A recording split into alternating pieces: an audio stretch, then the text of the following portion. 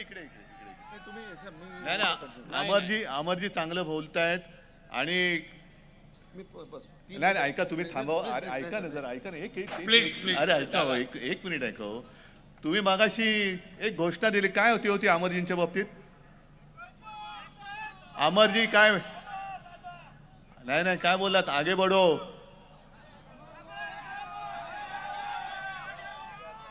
जरा जोरात ना. तुमचे आशीर्वाद आहेत पूर्ण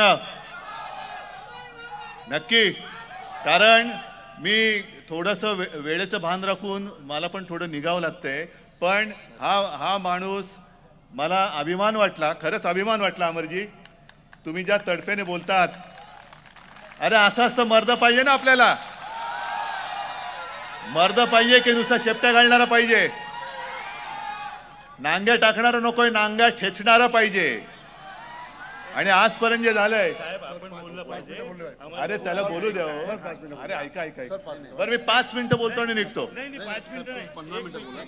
ऐका तुमची सवय. अरे ऐका बरं, ठीक आहे, मी एक 5 मिनिटं बोलतो. अरे ऐका ना, बरं 7 मिनिटं बोलतो. ऐका अरे नाही, मी बोलतो तुमच्याशी. बरं ऐका, बरं ऐका. थोडा तुमचा हिरमोड होतोय, मला कल्पना आहे. पण जरा थांबा.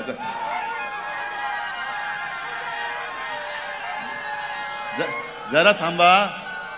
मी एक 10 मिनिटं बोलतो. पण मला सगळ्यांनी एक वचन द्यायचं की माझ्यानंतर अमर पुन्हा बोलतील तेव्हा तुमच्यापैकी एक सुद्धा माणूस हलता कामा नये. वचन देताय? हात वर करून द्या पहिलं वचन. मग मी एक 10 मिनिटं बोलतो. आणि अरे तुम्हाला पण तुमचं सुद्धा कौतुक करावं तेवढं थोडं आहे. काही दिवसांपूर्वी आपले माननीय पंतप्रधान इथे आले होते असं म्हणतात वर्ध्याला. अरे आहे ना, मी तुमच्या सोबतच आहे, तुमचाच आहे मी. वर्ध्याला आले होते आणि एक अभंग म्हणून गेले, कारण चैत्य एकादशी होती. त्याने अभंग म्हटला, रूप पाहता लोचनी सुख झाले हो साजनी. कोणी त्यांना लिहून दिला होता मला माहिती नाही, पण हा माझा विठ्ठल माझ्या समोर बसलेला आहे, हे त्याचं रूप आहे. आणि मोदीजी याचं रूप बघा आणि हा आनंदात आहे की ते बघा. आणि याचं सुख पहिलं बघा, तुमचं सुख नंतर बघा. आजपर्यंत आम्ही 10 वर्ष तुमच्या सुखासाठी झटलो आणि पदरामध्ये धोंडे पडले. अनिल देशमुखांनी त्यांची संपूर्ण कहाणी सांगितली. संजय सिंह जी, आपने भी आपका अनुभव बताया. जे देशामध्ये चाललेले, मी का उभा राहिलो यांच्या विरुद्ध?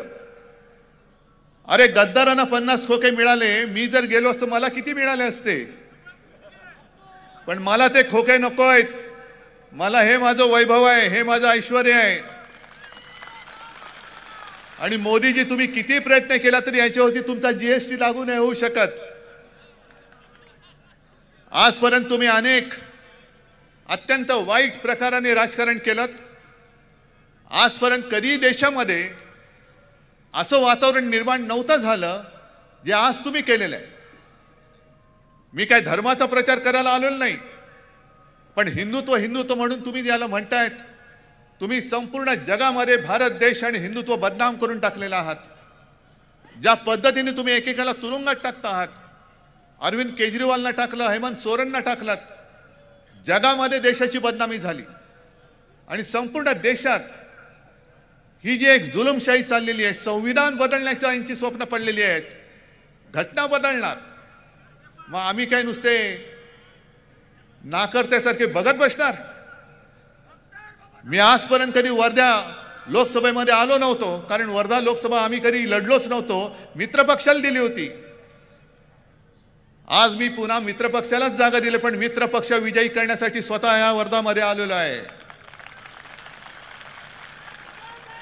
आणि अमरजी, माझ्यानंतर तुम्हाला बोलावंच लागेल, माझ्यानंतर बोलावंच लागेल, कारण यांच्या मनातली यांची जी काही सुखदुःख आहेत ही माझ्यापेक्षा तुम्हाला जास्त माहिती आहेत आणि ती दूर करण्याचं काम तुम्हाला जास्त करायचं आहे. जे मी नेहमी सांगतोय, आम्हाला एक जमाना असं वाटत होतं की देश मजबूत करायला पाहिजे असेल तर देशामध्ये एका पक्षाचं सरकार पाहिजे. पण आता मीच तुम्हाला सांगतोय की देशामध्ये एका पक्षाचं आणि एका व्यक्तीचं सरकार यापुढे येऊ द्यायचं नाही. कारण संमिश्र सरकार जी होती, अटलजींनी उत्तम सरकार चालवलं, मनमोहनजींनी उत्तम सरकार चालवलं, नरसिंह रावांनी उत्तम सरकार चालवलं आणि त्याच काळामध्ये देश पुढे गेला. आणि तुम्ही आम्हाला सांगताय घराणेशाही जे काय बोंबलतायत. अहो मोदीजी, घराणेशाहीबद्दल कोणी बोलायचं? ज्याचं काहीतरी घराणं आहे त्यांनी तरी बोलायला पाहिजे. आणि अमित शहा आमच्या घराणेशाहीवरती बोलतायत. उद्धव ठाकरेंना त्यांच्या मुलाला मुख्यमंत्री करायचं होतं म्हणून त्यांनी भाजपाशी युती तोडली. अहो अमित शहाजी, माझ्या मुलाला मुख्यमंत्री करायचं असेल तर ही जनता करेल. तुमच्या आशीर्वादाची मला अजिबात गरज नाहीये.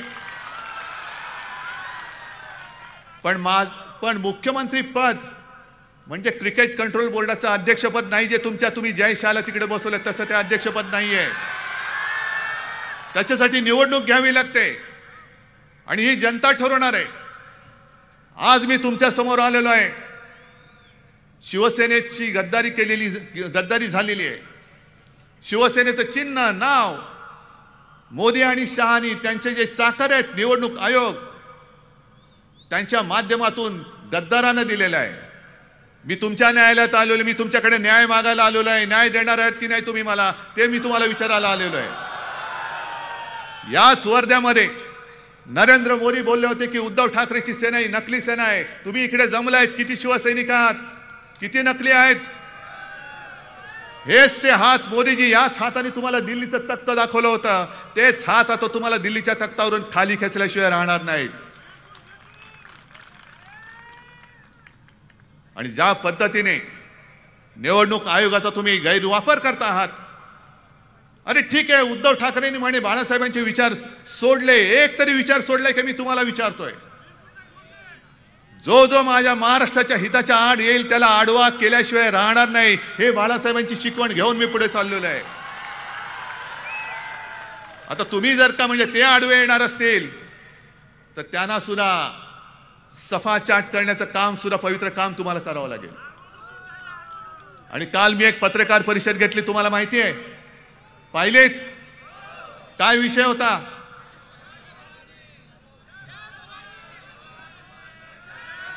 जरा मोठ्याने. संजय जी, मैं आपको बताना चाहता हूं, ये राम का नाम लेकर सब जगह पर भगवान के नाम पे दे दे बाबा करके घूम रहे, वोट दे दो, भगवान के नाम पे दे दो. अरे आम्ही सुद्धा जय श्रीराम बोलतो, आम्ही सुद्धा बजरंगबली की जय बोलतो. पण ज्या पद्धतीने मोदीजींनी कर्नाटकात प्रचार केला, ज्या पद्धतीने अमित शहानी मध्य प्रदेशमध्ये प्रचार केला, तसा प्रचार आम्ही केलेला नाही. आम्ही आमच्या कामाच्या जोरावरती मत मागत असतो. आणि काल यांचा जो महाराष्ट्र द्वेष आहे, अरे ठीक आहे, तुम्ही उद्धव ठाकरेंना संपवायला निघालात, तुम्ही शरद पवारांना संपवायला निघालात, पण तुम्ही आमच्या दैवतांना सुद्धा त्यांची नावं पुसायला निघालात. माझ्या त्या प्रचार गीतामधलं, मशाल गीतामधलं जय भवानी हा शब्द जो आहे, जय भवानी जय शिवाजी, ही घोषणा आमची आहे. तुम्हाला माझ्या भवानी मातेबद्दल एवढा आकस. आणि हे संपूर्णपणे महाराष्ट्र द्वेष्ट सरकार केंद्रातून आपल्याला आता खाली खेचावंच लागेल. मोदी सगळीकडे फिरतायत, अमित शहा सगळीकडे फिरतायत, सगळीकडे जय श्रीरामचा नारा देत आहेत. बरोबर आहे, कारण त्यांचं आता कसं चाललंय, आम्ही जातो आमच्या गावा, आमचा राम राम घ्यावा, हे त्यांचं चाललेलं आहे. गावी चालले. माझ्या महाराष्ट्रामधले येणारे आणि असणारे उद्योग तुम्ही गुजरातला घेऊन गेलात. माझ्या विदर्भामध्ये बेकारी वाढते. शेतकऱ्यांच्या घरामध्ये, म्हणजे मला तर आश्चर्य वाटते की अनेक वेळा मी शेतकऱ्याच्या बांधावर गेलो तेव्हा शेतकरी मला विचारतो की उद्धवजी, आमच्या घरामध्ये खायला दाणा नाहीये. मग मोदीजी, तुमची अवस्था अशी झालेली आहे, दिला नाही दाणा पण मला बाजीराव म्हणा, मला बाजीराव म्हणा. अरे काय तुमची कुवत, 10 वर्ष तिकडे बसलात, विदर्भाचे पालक म्हणून तुमचे इथले सगळे नेते, पलीकडचे गडकरीजी 10 वर्ष केंद्रात बसलेत, पण एक तरी उद्योग या केंद्र सरकारने माझ्या विदर्भामध्ये आणला का हे तुम्ही त्यांना विचारा. आणि मी तुम्हाला विचारतो, एक तरी उद्योग आणला? सगळे उद्योग गुजरातला, सगळे उद्योग गुजरातला. मग उद्योग गुजरातला घेऊन जात असाल तर मोदीजी आता वेळ आली, तुम्ही सुद्धा गुजरातला परत जा, परत जा. आणि म्हणून तुम्हाला सगळ्यांना एकच सांगतो की या वेळेला कोणत्याही परिस्थितीत अमर काळे इथून निवडून आलेच पाहिजेत. निर्धार तुम्ही केला पाहिजे. आणि विजयाच्या मेळाव्याला मी पुन्हा येणार आहेच. म्हणजे मी आता पुन्हा येईन बोलत नाही, कारण असे बोलणारे जाताना अख्खे जातात, येताना पाय होऊन येतात. पण तुमच्या विजयाच्या मिरवणुकीला मी आल्याशिवाय राहणार नाही. आणि अमरजी, मी तुम्हाला परत विनंती करतोय, प्लीज तुम्ही तुमचं भाषण कंटिन्यू करा. माझ्या पूर्ण शुभेच्छा. आणि इथे शिवसैनिक किती आलेत? बस प्रत्येकाने इमाने इतबारे अमरजींचं काम केलंच पाहिजे.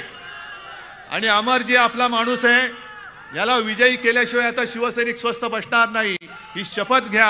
आणि तुम्हाला सगळ्यांना शुभेच्छा देतो. पण मला तुम्ही वचन दिलेत, अमरजींचं भाषण होईपर्यंत इथून कोणी हलणार नाही. त्याच्याप्रमाणे इथे सगळेजण मला थांबलेले दिसले पाहिजेत. कारण असं म्हणा, हा माझा तुम्हाला आदेश आहे, शिवसैनिकांना आदेश आहे. सगळ्यांना धन्यवाद देतो. जय हिंद, जय महाराष्ट्र. तुम्ही बसा, तुम्ही बोला, प्लीज बोला. आता अमर बाबूला विनंती करतो की त्यांनी त्यांचा राहिलेला मनोगत उद्धवजीच्या आदेशाप्रमाणे पूर्ण करावा.